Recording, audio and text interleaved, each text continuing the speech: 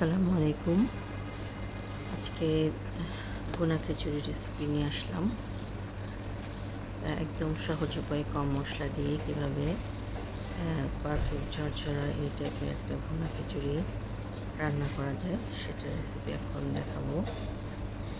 সবার প্রথমে আমি মুগ ডাল ভেজে নিয়েছিলাম, ধুয়ে ভিজিয়ে রেখেছিলাম 10-15 মিনিট। আর এদিকে আমি বড় একটা পাতিলে পেঁয়াজ কুচি, রসুন কুচি, গরম মশলা একসাথে দিয়ে সুন্দর করে ভেজে নিচ্ছি।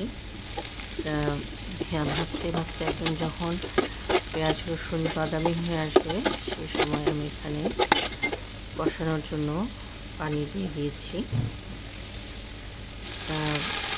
কষানো পানি দেওয়ার পর এখানে আমি লবণ দিয়ে দিলাম, আর সাথে দিয়েছি সামান্য হলুদের গুঁড়া বেশি একটা দিব না, অল্প পরিমাণে দেব। সেটা পোলার চাল দিয়ে এবং মুগ ডাল দিয়ে খিচুড়ি হচ্ছে। পোলার চালে বেশি হলুদ দিয়ে সেটা খেতে ভালো লাগে না, হালকা হলুদ দিতে হয়, হলুদ না দিলেও চলে। আর এখানে দিলাম একটু আদা রসুন বাটা আর জিরা বাটা, জিরা পাউডার, ধনিয়ার গুঁড়া সামান্য একটু, খুব বেশি না, দিয়ে এখন মশলাটা সুন্দর করে নেড়ে চেড়ে কষিয়ে নিচ্ছি। মশলাটা সুন্দর করে যখন কষে আসবে, কষতে কষতে যখন তেল ভেসে উঠেছে সে সময় আমি যে মুগ ডালটা ভিজিয়ে রেখেছিলাম এবং ভিজিয়ে রেখেছিলাম সেটাকে দিয়ে দিলাম। দিয়ে এখন এখানে ডালটা নেড়ে চেড়ে দিচ্ছি। ডালটা কিছুটা সময় সিদ্ধ করব, যেহেতু মুগ ডাল এটা সিদ্ধ হতে সময় লাগে, এই কারণে ডালটা আগে দিয়ে আমি আধা সিদ্ধ করে নেব। পুরো 100% সিদ্ধ করব না, 60% সিদ্ধ করব। এখন ডালটা প্রায় 60% সিদ্ধর কাছাকাছি এসেছে, সে সময় আমি কাঁচামরিচ দিয়ে দিলাম। কাঁচামরিচটা বেশি আগে দিলে কাঁচামরিচ একদম গলে দিয়ে মিশে যায়, এটা খেতে আসলে ভালো লাগে না, তো পরে কাঁচামরিচ দিতে হবে। এরপর যখন ডালটা 60% সিদ্ধ হয়ে এসেছে তখন আমি ধুয়ে রাখা পোলাও চাল এখানে দিয়ে দিলাম। দিয়ে এখন একসাথে সুন্দর মতো নেড়ে চেড়ে দিচ্ছি। এখানে আমি চাল সিদ্ধ হওয়ার জন্য কিছুটা পানি দিয়ে দিব।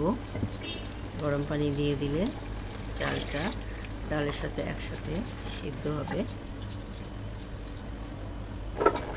আর এখানে আমি চাল ডাল যখন কিছুটা সিদ্ধ হয়ে আসবে,